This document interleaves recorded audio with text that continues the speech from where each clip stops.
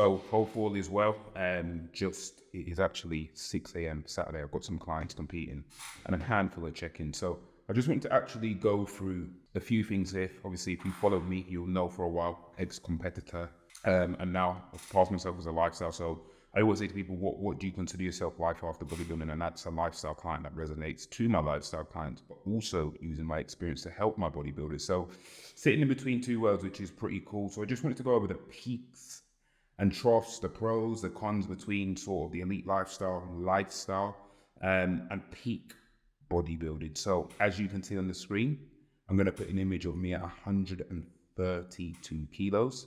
It's going to go somewhere here. And we'll let that marinate for a sec. And then I'm going to put a picture of when I was absolutely shredded in a rebound phase, probably about 106, 107. So that will pop up now. And then I'm going to put a picture of me at sort of my lifestyle weight now at about 105. I'm going to put them actually in a comparison, so that's going to pop up here as well. And obviously when you see a huge difference, say 106 to sort of 132, there's a huge over 20 odd kilos difference between them. So there's obviously going to be some psychological changes, obviously using peak anabolics when I was competing and not using peak anabolics in lifestyle. So some psychological changes, some confidence changes, some just physical attribute changes. So I'm going to go through the positives from my competing years using anabolics and, really building that sort of path of my life, which obviously led to me having a great, successful business and networking with the best people in the world, being sponsored, doing muscle shows, and being heavily involved in the fitness industry. So it's years of my life I'm always proud of, and I'm always going to use them throwbacks to show that I was once a freak. And genetically, I've got good genetics because no matter what you're doing, not everyone can sort of get to that level. So the pros of when I was bodybuilding is one, in the years of 21 to sort of 27, 26, it had me very, very focused and kept me on my path and my mission to obviously be a successful household bodybuilder, which I believe at the time, as a local bodybuilder and sort of on an amateur level, I was pretty good. I did 10 shows, I finished top 3 every show, got into a few overalls. And that was ever since I was a junior competing in the men's. And I competed internationally as well. So it definitely served its path there, which obviously gave me traction because I was competing very young, sort of 20, 21, doing the men's division. So I got traction very quickly and I managed to utilize that traction to pretty much build a business and showcase some of the methods I was using. So that's definitely one of the pros. Luckily, it helped me build an incredible amount of muscle. Hence why now on no anabolics, I hold a good amount of tissue. So that was a huge positive as well, and definitely allowed me to build a great amount of muscle. Just in the environments I was in, I was full in bodybuilding, meal prepped every meal, down to every meal was down to the gram. Training was meticulous, phone on airplane mode, made sure we hit everything fully. And obviously it put me in circles where I had the best training partners in the world, and I was training out of Abu Dhabi Oxygen. If you know Oxygen Gym, you know. If you don't, research it. I had a trainer Figo. I had a coach, Jamie DeRogo, who was my best mate, and we lived together. So it was literally live, breathe, prep, work, prep clients, push business. So those were probably the most pivotal years in my life because it taught me a level of resilience. It taught me how to be consistent. It taught me how to push on when you're not feeling good on your best days. It also taught me how to isolate because prep does put you in a phase of isolation because, again, when you're chasing such goals, at that sort of risk and reward, you need to put 150% in. It really allowed me to understand the mechanics of training properly, how to bring out certain body parts. And obviously I worked with a handful of coaches, so I was able to learn different methods. But no, from a network's point of view, like I can go to Dubai now. I know tons of people in the fitness industry. I can go to America. I'm pretty cool there as well. So it's allowed me to network and put me in circles I probably wouldn't have ever got in. And I'm going to be honest, it opened doors in my life I never thought that would possibly I would be able to open before I got into the world of bodybuilding, and even network business contacts I use now for people that don't bodybuild. And then obviously everyone knows I eventually leveraged myself to a position to open a food company in Dubai because I was living in Dubai as well for 3 years. Not a lot of people know that if they've just started following the channel. So I'm going to put up some more of my favorite images from my bodybuilding years. So you're going to see on the screen now when I won a classic show in the UK, probably my best ever look. So that's going to just pop up somewhere here. I'm going to give it a few seconds to marinate. And then when I competed in Ireland, absolutely shredded. That's going to pop up here now as well. So there's a few things that when I look back at these images, they just bring back tremendous memories for me. And that's sort of the main thing. For me, it's all about the memories that come to bodybuilding, the memories that come from the prep. And, you know, for me, it's not about the end product, it's about the journey. Luckily, the end product was pretty good. So, you know, when I look back at them pictures, man, it's blissful time. So when we talk about, you know, what it done for me, absolutely amazing on the positive side of things. I'm going to talk about the sort of positives of using the anabolics as well. And then I'm going to talk about sort of the negatives of using anabolics, the negatives that bodybuilding brought, and then compare that as well. So when we look at sort of the negatives, what bodybuilding brought to me, as I said, isolation served the purpose when it kept me being focused, isolate myself to chase my goals. The negative side of it is, you know, I moved to Dubai. I bodybuilded straight for 4 years there. I came back to the UK, attending family functions. My nieces and nephews didn't even know who I was. So in that sense, it was very great because it allowed me to lock myself away and be selfish, but it had a big hindrance to my family life as well. And that's one of the reasons why I moved back to the UK. So the negative side on that was being so focused that life took a hit. My family took a hit in essence. And I'm family driven now, but I wasn't then. But I wasn't then because I was so engrossed on a goal, if that makes sense. So when I look at that, I'm like, oh, all right, as I get older, family's everything and stuff like that. So when we look at that, that was a huge negative for me. Another negative when it comes to sort of the imagery of the physique is, I didn't mind, I'm not saying I was the hugest and I get looked at, but you'd go in rooms and wear smart clothes and things wouldn't fit properly and people would always look and you'd just be seen as that meathead and bodybuilder, which never bothers me because I'm super confident in sort of myself. But I remember a few times when I did push up to 132 kilos, I was with an ex-partner at the time, and every time we used to go out for dinner for like cheat meal, I used to always used to get a taxi out. I always have to get out the taxi sort of like every 15-20 minutes and just stretch out my lower back. Just due to being heavy inflammation in the lower back from super high carb days, I was running high insulin, I was running growth hormone. So there were some negatives, like the look was great, but was my day-to-day feel amazing? I'm gonna try and find a screenshot and put it on the screen now of my blood pressure. My blood pressure at the time at 132 kilos was A&E bound. And I pretty much ignored it for a small while till I reached out to Dr. Dean and started to prescribe myself telmisartan, which helped reduce blood pressure within 2 weeks. So there were negatives as well, sort of the way I felt. I looked amazing, but I felt horrendous. I couldn't put my shoes on. I was lethargic. I was in bed with my partner. I was sweating all the time. You know, clothes didn't fit well. Blood pressure was high. I'm going to put a screenshot on the screen of my face because I've obviously de-aged. Anabolics obviously age you as well. They age you massively, they age me years. And now I've sort of de-aged, so Benjamin Button vibe. So that's something as well. But I'm not here to talk about negatives and positives too heavy because I think anabolics serve a huge purpose. I always say in life, there's certain vehicles to get you to certain places. And in that time, I use a certain vehicle which served the purpose. And now this part of my life, I'm in a different vehicle. So anabolics, huge advocate if you're competing, they're guided and you know the side effects. A lot of people get into them and they don't know the side effects. And obviously the pros of competing were there as well. The negatives of competing were obviously the isolation phases and missing out on social events. The positives of anabolics: 1, you feel fucking amazing. 2, you feel super alpha. 3, your recovery is amazing. 4, you feel strong.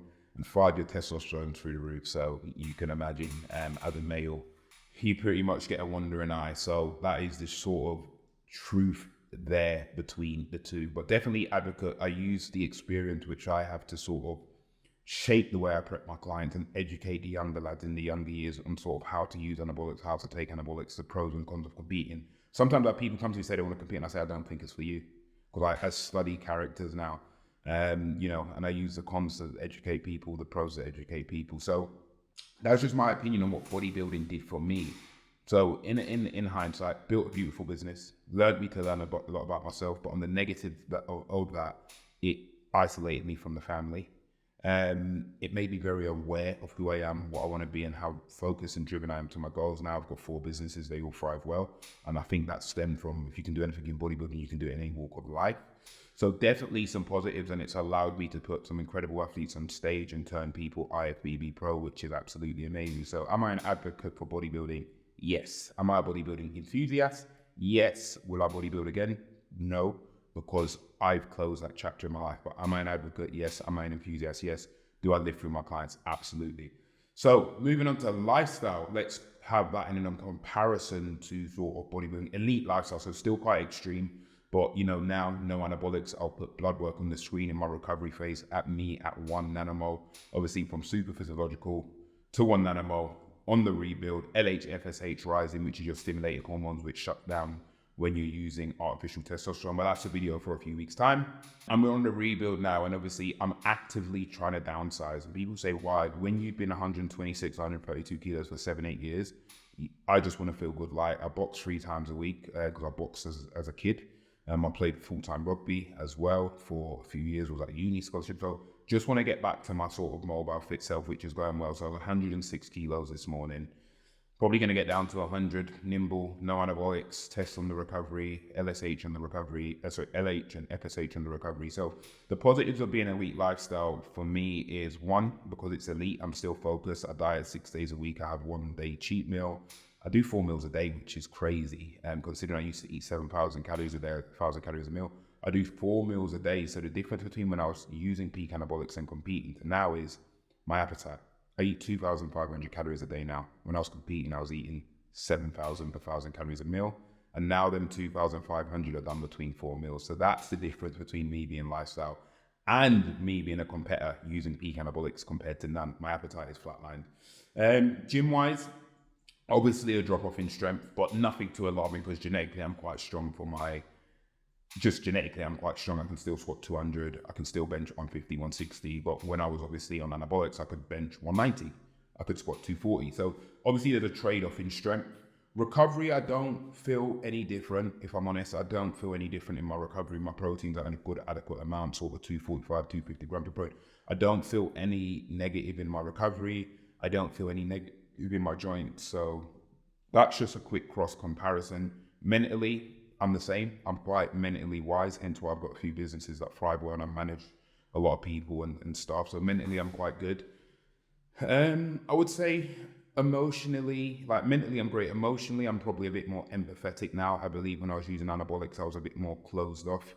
I didn't see it in previous relationships, and now I'm older. Obviously, I've got a wife. I see I'm a bit more emotionally in tune. So I would say the neurotoxicity side of anabolics had an effect, but not mentally, but on the sort of emotion I had towards spouses, partners, etc., etc. So I'm more in tune with my emotion. I would definitely say. Training, I don't class it as a hit. I'm a bit weaker, but I'm still thriving in training. Still get great pumps. Recovery is not too bad. Appetite's definitely a huge difference. Body composition, obviously, I'm not as hard and grainy, but luckily I diet all year. I'm genetically in good nick naturally. So my body composition, I actually enjoy it now. I like it. I like this look because I'm quite lean, still quite full. So there's no negatives for me. And a lot of the biggest question I get asked is, oh, did you not, how do you cope with not being as big? I couldn't care. I'm self-confident in more avenues in life than just bodybuilding. Do you know what I mean? I always say, don't attach your physique as your only identity, man. Do you know what I mean? Because it will eat you. If you've got nothing else going on in life, fair, but I've got so many goals, future family, just got a mortgage, got a coffee shop in Cyprus, got a food shop in Dubai, got a consultancy company, got a coach. Just having a physique doesn't satisfy me. So everything else sort of gives me that dopamine fix. So that's sort of a quick cross comparison there. If anything, I'm a bit fitter, not on anabolics. Anabolics made me a bit unfit. I'm a bit fitter off anabolics as well. But no, it's pretty cool, man. I smile because when I talk about this, it's actually something that I have to really sit and talk about and realize, fucking hell, this played a huge purpose in my life. But no, the pros of elite lifestyle is obviously, I still diet as a child bodybuilding, but I just eat less. But I can have that flexible constraint. So my last meal is steak and asparagus. So if I'm out at a shisha lounge, I'll swap that and get a steak and asparagus. I wouldn't mind the discrepancy of oil and such. But when I was bodybuilding, I was like, no, I need to cook all my meals. I would say just not using anabolics, obviously. Somewhat as personal to me, I just feel good about it. I just feel so good. I feel in control of myself. Just so much more. I'm like, sweet, there's no external hormones going in me. Obviously, my partner is more in that preference of, sweet, none of your partners want you to be using anabolics anyway. essentially, really, if they really dig into it. But she was always very supportive of whatever I wanted to do. The pros as well is I just feel clothes feel amazing on me. That's just a personal thing. Like I always wanted things to fit snug. I always had a good dress in. So when you're 132, skinny jeans don't fit the same. So I just feel better as an overall myself. And without a vanity point, I look younger, bro. I would do anything to look young, full head of hair, luckily, for anabolics, and just keep my look. Like, I take pride in my appearance. So obviously anabolics age you. My hair was thinning on DHT, such as Masteron, prescribed anabolic. So just to feel good in myself is one of the reasons why I'll probably not touch a peak anabolic cycle again, and I'd stay where I am. I feel young. Like the biggest compliment I get when I go in the room is now, man, you look like you got a glow. You look young, and that's priceless. That outweighs, man, your arms look big. Luckily, my arms are still big.